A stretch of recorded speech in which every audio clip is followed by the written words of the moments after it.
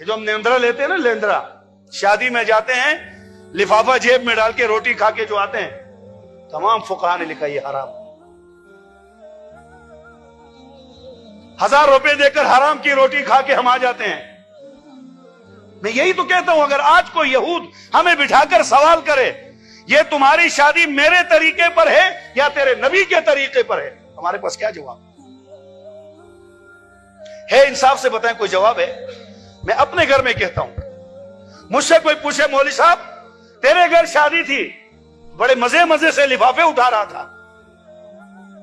क्या ये तेरे नबी का तरीका है? और उलमा ने इसको सूद में शुमार किया, सूद में। क्यों?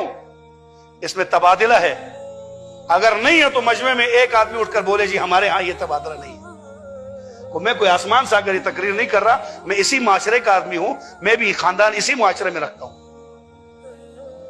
हमने अल्हम्दुलिल्लाह अपने इसमें खूब जंग की अपने उधर कि भाई हम नहीं लेंगे इस चीज को। आज मैंने 1000 दिए हैं, कल वाले जब अपने बेटे की शादी पर जिसको बुलाऊंगा, जो मुझे बुलाएगा, मैं पहले ये कहूंगा उसने भी 1000 दिया था, अभी तो महंगाई है, मुझे 2000 देना चाहिए।